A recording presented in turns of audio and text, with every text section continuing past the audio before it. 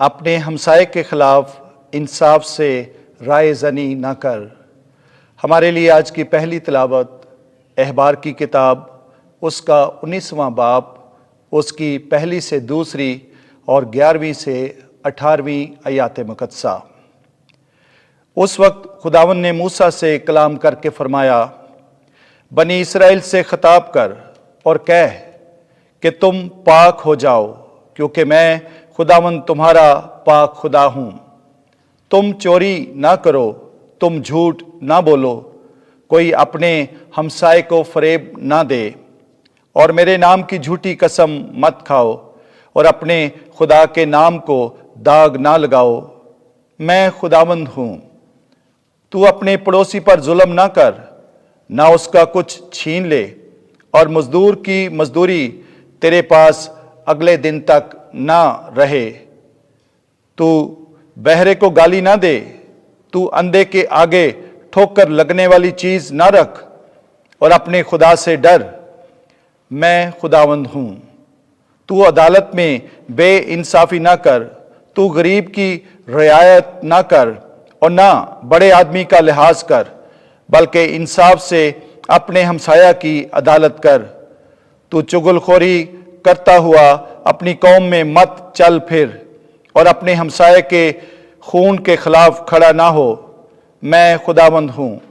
تو اپنے بھائی سے اپنے دل میں بغض نہ رکھ، بلکہ اس کو برملا سرزنش کر، تاکہ تو اس کے باعث خطا کار نہ ٹھہرے۔ تو اپنی قوم کے فرزندوں سے بدلہ نہ لے، اور نہ ان سے کینہ رکھ۔ تو اپنے ہمسائے کو اپنی مانند پیار کر۔ میں خداوند ہوں۔ پاک کلام کے پڑھے اور سنے جانے پر خداوند کی کثرت سے برکت ہو۔ زبور 19 جماعتی جواب۔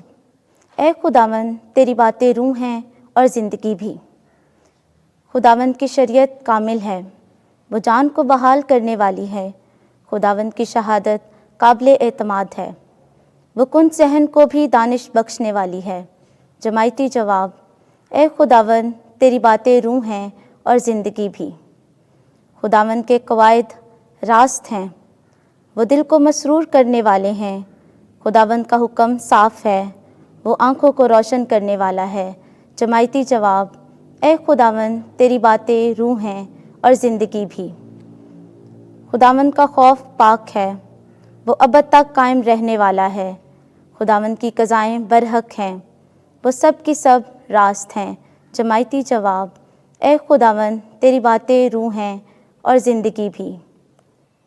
میرے منہ کا کلام اور میرے دل کا خیال تیرے حضور میں مقبول ہوں۔ اے خداوند، تو میری چٹان اور میرا مخلص ہے۔ جماعتی جواب۔ اے خداوند، تیری باتیں روح ہیں اور زندگی بھی۔ خداوند آپ کے ساتھ ہو۔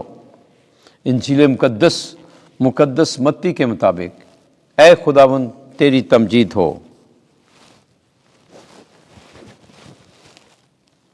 25واں باب 31ویں سے 46ویں آیت تک۔ چونکہ تم نے میرے ان سب سے چھوٹے بھائیوں میں سے کسی ایک کے ساتھ کیا تو میرے ہی ساتھ کیا۔ اس وقت یسوع نے اپنے شاگردوں سے کہا، جب ابن انسان اپنے جلال میں آئے گا اور تمام فرشتے اس کے ہمراہ ہوں گے، تب وہ اپنے تخت جلالی پر بیٹھے گا، اور تمام قومیں اس کے حضور جمع کی جائیں گی، اور وہ ایک کو دوسرے سے جدا کرے گا، جس طرح چوپان بھیڑوں کو بکریوں سے جدا کرتا ہے، اور بھیڑوں کو اپنے دائیں اور بکریوں کو اپنے بائیں کھڑا کرے گا۔ تب بادشاہ ان سے جو اس کے دائیں ہوں گے کہے گا، آؤ میرے باپ کے مبارک لوگو، جو بادشاہی بنائے عالم سے تمہارے لیے تیار کی گئی ہے، اسے میراث میں لو، کیونکہ میں بھوکا تھا اور تم نے مجھے کھانے کو دیا، میں پیاسا تھا اور تم نے مجھے پینے کو دیا، میں پردیسی تھا، تم نے میری خاطرداری کی، ننگا تھا اور تم نے مجھے پہنایا، بیمار تھا اور تم نے میری عیادت کی، قید میں تھا اور تم میرے پاس آئے۔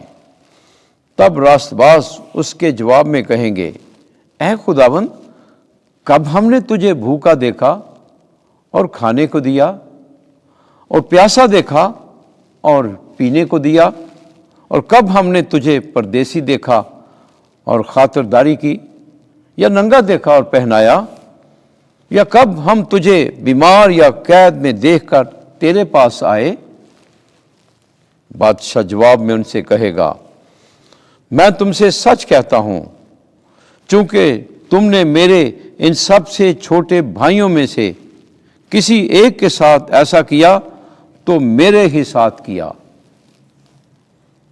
تب وہ ان سے بھی جو اس کے بائیں ہوں گے کہے گا، اے ملاؤنو، میرے سامنے سے اس دائمی آگ میں چلے جاؤ جو شیطان اور اس کے فرشتوں کے لیے تیار کی گئی ہے، کیونکہ میں بھوکا تھا اور تم نے مجھے کھانے کو نہ دیا، پیاسا تھا اور تم نے مجھے پینے کو نہ دیا، پردیسی تھا اور تم نے میری خاطرداری نہ کی، ننگا تھا اور تم نے مجھے نہ پہنایا، بیمار اور قید میں تھا اور تم نے میری خبر نہ لی۔